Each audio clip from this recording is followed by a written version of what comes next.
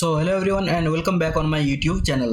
আজকে আমি তোমাদের অষ্টম শ্রেণীর ভূগোলের বৃষ্টি চ্যাপ্টারটি থেকে সমস্ত ইম্পর্ট্যান্ট এলকিউ কোশ্চেনগুলি আলোচনা করব, যেটি তোমাদের পরীক্ষার জন্য অত্যন্ত গুরুত্বপূর্ণ। কিন্তু ভিডিও শুরু করার আগে তোমরা যদি এই চ্যানেলে নতুন হয়ে থাকো তাহলে ভিডিওটি লাইক করে অবশ্যই তোমাদের বন্ধুদের মধ্যে শেয়ার করে দেবে, যাতে তারাও এই ধরনের ভিডিও দেখতে পারে। আর এই ধরনের নতুন নতুন ভিডিও প্রত্যেক দিন দেখার জন্য তোমরা এই চ্যানেলটি সাবস্ক্রাইব করতে পারো। চলো ভিডিওটা শুরু করা যাক।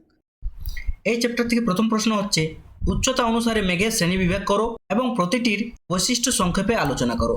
উচ্চতা অনুসারে মেঘকে প্রধানত তিন ভাগে ভাগ করা হয়।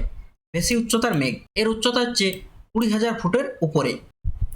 এই মেঘগুলি সূক্ষ্ম বরফকণা দিয়ে তৈরি, যেমন সিরাস, পালকের মতো দেখতে, সিরোস্টেটাস, পাতলা চাদরের মতো, যা সূর্যের চারপাশে বলয় তৈরি করে। তাহলে কোন মেঘ সূর্যের চারপাশে বলয় তৈরি করে? সিরোস্টেটাস মেঘ। কোন মেঘ পালকের মতো দেখতে? সিরাস মেঘ। এবং এগুলির উচ্চতা কত? 20,000 ফুটের উপরে। কি দিয়ে গঠিত মেঘগুলো? এগুলি বরফকণা দিয়ে তৈরি কিন্তু। এবং সিরোকিউমুলাস মেঘ, যাকে ম্যাকারেল মাছের পিঠের মতো দেখতে। সিরোকিউমুলাস মেঘকে ম্যাকারেল মেঘ বলা হয়। নেক্সট হচ্ছে মাঝারি উচ্চতার মেঘ, যেটির উচ্চতা কত? 6,500 থেকে 20,000 ফুট পর্যন্ত।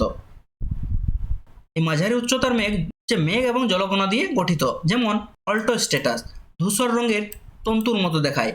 একটানা বৃষ্টির পূর্বাভাস দেয় এই অল্টোস্টেটাস কিন্তু, এবং এটি ধূসর রঙের। এখান থেকে দুটি প্রশ্ন হবে, একটানা বৃষ্টির পূর্বাভাস দেয় কোন মেঘ?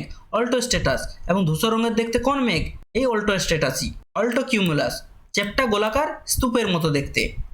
নেক্সট হচ্ছে নিম্ন উচ্চতার মেঘ, এর উচ্চতা কত? 6,500 ফুটের নিচে, যেমন স্টেটাস, কুয়াশার মতো সাদা স্তর দেখা যায়। স্টেটাস ঘন কালো আকারহীন বাদল মেঘ। এবং স্টেটোকিউমুলাস, যাকে বাম্পি ক্লাউড বলা হয়। কাকে বাম্পি ক্লাউড বলা হয়? স্টেটোকিউমুলাসকে। এছাড়াও উলম্ব মেঘ দেখা যায়, যেমন কিউমুলাস, কিউমুলোনিম্বাস। ঠিক আছে, উলম্ব মেঘের উদাহরণ হচ্ছে কিউমুলাস, কিউমুলোনিম্বাস। আবার কিউমুলোনিম্বাসকে বজ্র মেঘ বলা হয়। ঠিক আছে, নেক্সট, মেঘ সৃষ্টির বিভিন্ন পর্যায় বর্ণনা করো। মেঘ সৃষ্টির প্রক্রিয়াটি মূলত তিনটি পর্যায়ে সম্পন্ন হয়। প্রথম পর্যায় কি? বাষ্পীভবন পর্যায়। সূর্যের তাপে সমুদ্র, নদী ও জলাশয়ের জল বাষ্পীভূত হয়ে হালকা হয়ে উপরে ওঠে। উদ্ভিদের প্রস্ফেদন প্রক্রিয়ার মাধ্যমে জলীয় বাষ্প বাতাসে মেশে। নেক্সট হচ্ছে ঘনীভবন পর্যায়। জলীয় বাষ্পপূর্ণ বায়ু উপরে ওঠার সাথে সাথে শীতল হতে থাকে।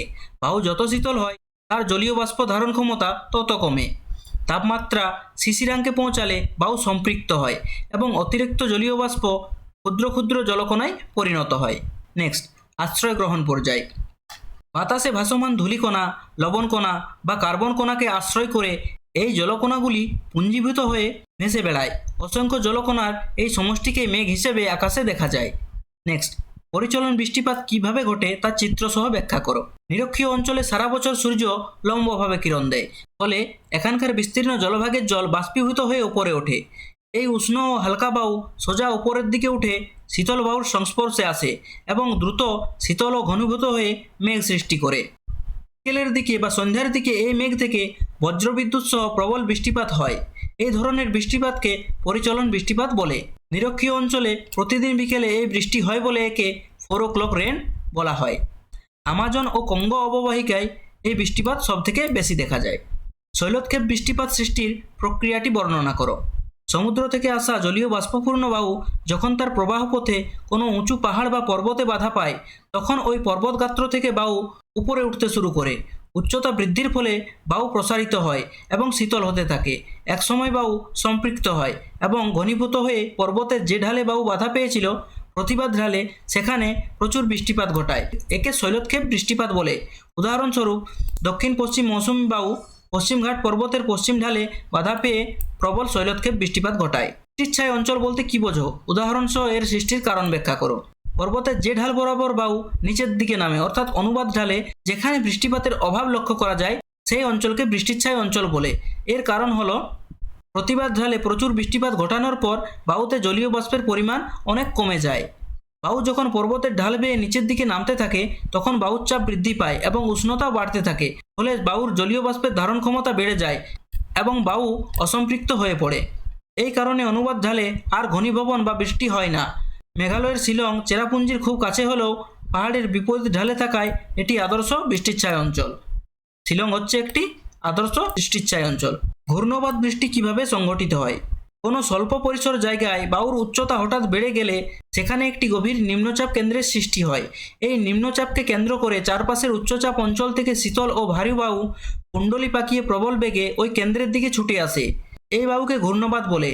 কেন্দ্রে পৌঁছানোর পর এই বায়ু উষ্ণ ও চক্রাকারে উপরে উঠতে থাকে এবং দ্রুত শীতল ও ঘনীভূত হয়ে মেঘ সৃষ্টি করে। এই মেঘ থেকে বজ্রবিদ্যুৎ সহ যে মুষলধারে বৃষ্টি হয় তাকে ঘূর্ণবাত বৃষ্টি বলে। ক্রান্তীয় অঞ্চলে একে সাইক্লোন বা টাইফুন বলে এবং নাতিশীতোষ্ণ অঞ্চলেও এই ধরনের বৃষ্টি দেখা যায়। নেক্সট, শিলাবৃষ্টি কেন হয় এবং এটি কখন ঘটে? শিলাবৃষ্টির প্রধান কারণ হলো বায়ুমণ্ডলের প্রবল ঊর্ধ্বমুখী বায়ু প্রবাহ। কিউমুলোনিম্বাস মেঘের মধ্যে যখন জলকণাগুলি ঊর্ধ্বমুখী বায়ুর টানে হিমাঙ্কের অনেক উপরে উঠে যায় তখন সেগুলি জমে বরফকণায় পরিণত হয়। ঝড়ের প্রভাবে এই বরফকণাগুলি মেঘের মধ্যে বারবার ওঠানামা করতে থাকে এবং গায়ে জলের প্রলেপ জমে ক্রমশ বড় হতে থাকে। যখন এই বরফকণাগুলি এতটাই ভারী হয়ে যায় যে ঊর্ধ্বমুখী বায়ু আর তাদের ধরে রাখতে পারে না, তখন সেগুলি মধ্যাকর্ষণের টানে ভূপৃষ্ঠে ঝরে পড়ে। একেই শিলাবৃষ্টি বলে। পশ্চিমবঙ্গে সাধারণত বসন্তকাল ও গ্রীষ্মকালে কালবৈশাখীর সাথে এই বৃষ্টি ঘটে।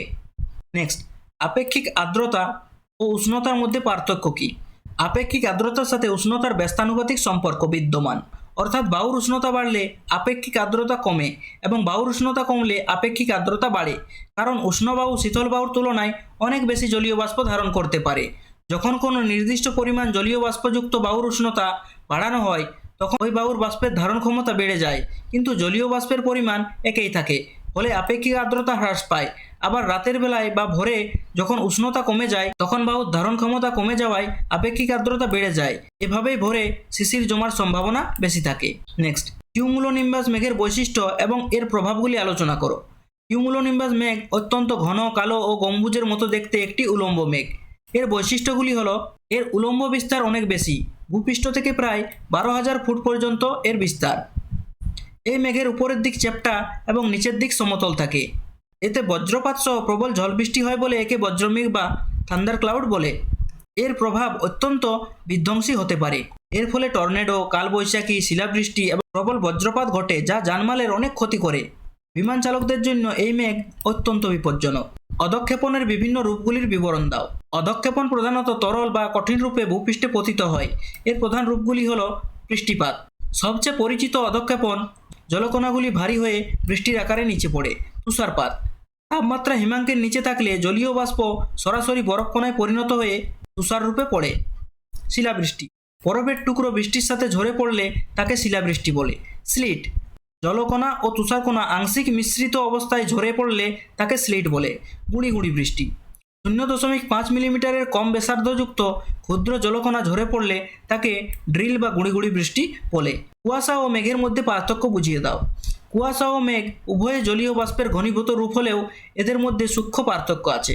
অবস্থান, মেঘ বায়ুমণ্ডলের উচ্চ স্তরে বা ট্রপোস্ফিয়ারে সৃষ্টি হয়, কিন্তু কুয়াশা ভূপৃষ্ঠের খুব কাছাকাছি সৃষ্টি হয়। সক্রিয় প্রক্রিয়া, মেঘ প্রধানত বায়ুর ঊর্ধ্বগমন ও শীতলতার কারণে সৃষ্টি হয়। কুয়াশা শান্ত আবহাওয়া, ভূপৃষ্ঠ সংলগ্ন বায়ু শীতল হয়ে সম্পৃক্ত হয়ে সৃষ্টি হয়। দৃষ্টিগোচরতা, মেঘ অনেক দূর থেকে দেখা যায় কিন্তু দৃষ্টিপথে বাধা দেয় না যদি না পাহাড়ের উপরে থাকে। কুয়াশা দৃষ্টিপথ ঝাপসা করে দেয় এবং যাতায়াতে অসুবিধা করে। চেরাপুঞ্জি ও শিলংয়ের মধ্যে দূরত্ব কম হওয়া সত্ত্বেও বৃষ্টিপাতের এত পার্থক্য কেন? মেঘালয়ের চেরাপুঞ্জি ও শিলংয়ের মধ্যে সরাসরি দূরত্ব 56 কিলোমিটার, কিন্তু এদের বৃষ্টিপাতের পরিমাণের পার্থক্য বিশাল। এর মূল কারণ হলো ভূপ্রকৃতি ও বায়ুর গতিপথ। চেরাপুঞ্জি খাসি পাহাড়ের দক্ষিণ ঢালে বা প্রতিবাদ ঢালে অবস্থিত। উপসাগর থেকে আসা প্রচুর জলীয় বাষ্পপূর্ণ দক্ষিণ পশ্চিম মৌসুমী বায়ু এখানে পাহাড়ে বাধা পেয়ে উপরে উঠে প্রবল শৈলতক্ষেপ বৃষ্টি ঘটায়। অন্যদিকে শিলং ওই পাহাড়ের উত্তর ঢালে বা অনুবাদ ঢালে অবস্থিত। চেরাপুঞ্জিতে বৃষ্টি ঘটানোর পর বায়ুতে জলীয় বাষ্প কমে যায় এবং বায়ু পাহাড় পেরিয়ে শিলংয়ে পৌঁছানোর সময় উষ্ণ ও অসম্পৃক্ত হয়ে পড়ে, ফলে শিলং একটি বৃষ্টিচ্ছায় অঞ্চলে পরিণত হয়। সম্পৃক্ত ও অসম্পৃক্ত বায়ুর মধ্যে পার্থক্য কী? আপেক্ষিক আর্দ্রতার গুরুত্ব লেখো। কোনো নির্দিষ্ট উষ্ণতায় নির্দিষ্ট পরিমাণ বায়ু যতটা জলীয় বাষ্প ধারণ করতে পারে, যদি ঠিক ততটাই থাকে তবে তাকে সম্পৃক্ত বায়ু বলে। এর আপেক্ষিক আর্দ্রতা 100%। অন্যদিকে বাষ্প ধারণ ক্ষমতার চেয়ে কম জলীয় বাষ্প থাকলে তাকে অসম্পৃক্ত বায়ু বলে। আপেক্ষিক আর্দ্রতার গুরুত্ব হলো, এটি আবহাওয়ার পূর্বাভাস দিতে সাহায্য করে। আপেক্ষিক আর্দ্রতা 90%-এর বেশি হলে বৃষ্টিপাতের সম্ভাবনা থাকে। মানবদেহে আরাম ও স্বস্তি এর উপর নির্ভর করে। আপেক্ষিক আর্দ্রতা বেশি হলে ঘাম সহজে শুকায় না এবং আমরা অস্বস্তি বোধ করি। এটি কৃষি ও বিভিন্ন শিল্পের যেমন বস্ত্রশিল্পের জন্য অত্যন্ত গুরুত্বপূর্ণ। ঘনীভবনের বিভিন্ন রূপগুলির বর্ণনা দাও। ঘনীভবন বিভিন্নভাবে প্রকাশ পেতে পারে। মেঘমুক্ত রাতে ভূপৃষ্ঠ দ্রুত তাপ বিকিরণ করে শীতল হলে তার সংলগ্ন বায়ু সম্পৃক্ত হয় এবং জলীয় বাষ্প ঘাস বা পাতার উপর জলবিন্দু হিসেবে জমা হয়। কুয়াশা। ভূপৃষ্ঠ সংলগ্ন বায়ু স্তরে ভাসমান ধূলিকণাকে আশ্রয় করে জলীয় বাষ্প ঘনীভূত হয়ে ধোঁয়ার মতো অবস্থান করলে তাকে কুয়াশা বলে। পালট। তাপমাত্রা হিমাঙ্কের নিচে নেমে গেলে বাষ্প শিশিরে বদলে সরাসরি বরফের সূক্ষ্ম দানায় পরিণত হয়ে ঘাসের উপর জমে। একে পালট বা তুহিন বলে। নাতিশীতোষ্ণ ও ক্রান্তীয় ঘূর্ণবাতের মধ্যে তুলনামূলক আলোচনা করো।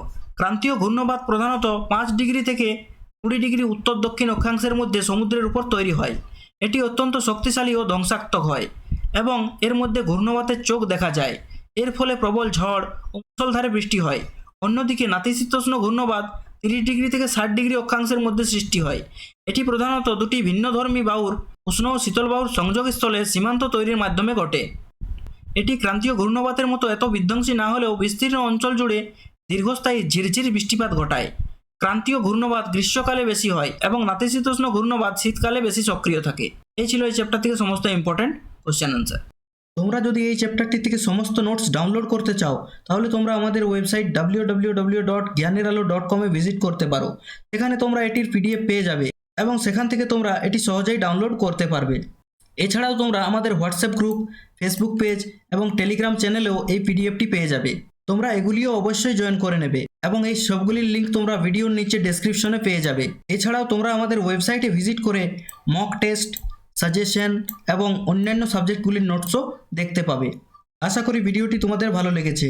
C you in my next video. Till then, thank you for watching.